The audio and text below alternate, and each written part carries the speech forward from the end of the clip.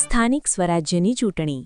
ભાજપની નો રિપીટ થિયરીને પગલે વર્ષો જૂના કાર્યકરોમાં રોષ. મોહમ્મદ હુસૈન ફારૂકીએ પંજો પકડ્યો. ભાજપના પાર્લામેન્ટરી બોર્ડ દ્વારા આ વર્ષે સ્થાનિક સ્વરાજ્યની ચૂંટણીમાં અપનાવવામાં આવેલી નવી થિયરીએ રાજ્યના રાજકીય આલમમાં ભારે ગરમાવો લાવી દીધો છે. 3 ટર્મ લડેલા ઉમેદવારો, 60 વર્ષથી ઉપરની વયના કાર્યકરો અને નો રિપીટની ફોર્મ્યુલા ભાજપ માટે કેટલી ફાયદાકારક કે નુકસાનકારક સાબિત થશે તે તો જોવું જ રહ્યું. પરંતુ હાલના તબક્કે આ નિર્ણયને કારણે અનેક સિનિયર અને અનુભવી કોર્પોરેટરો મૂંઝવણમાં મુકાયા છે. આ કડક નિયમોને કારણે વર્ષોથી પક્ષ સાથે જોડાયેલા સનિષ્ઠ કાર્યકરોની ટિકિટ કપાતા પક્ષના પાયાના કાર્યકરોમાં ભારે નારાજગી જોવા મળી રહી છે.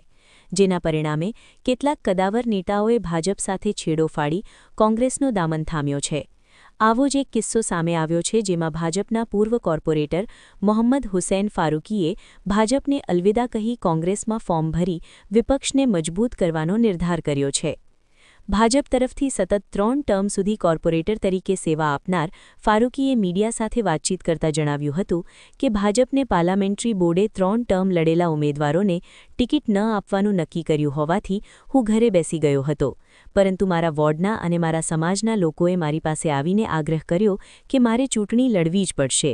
મારો વોર્ડ અતિ પછાત છે અને હજુ ઘણા વિકાસના કામો કરવાના બાકી છે. લોકો અને મતદારોની લાગણીને માન આપીને મેં કોંગ્રેસમાંથી મારી ઉમેદવારી નોંધાવી છે.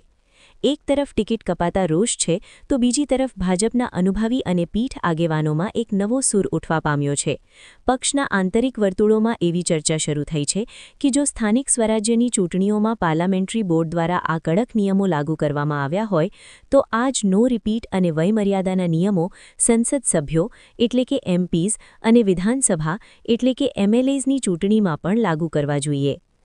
ભાજપના આંતરિક અસંતોષ અને નવા નિયમોનો લાભ હવે કોંગ્રેસને કેટલો મળે છે અને મતદારો કોના પર પસંદગીનો કળશ ઢોળે છે તેના પર હવે સૌની મીટ મંડાયેલી છે.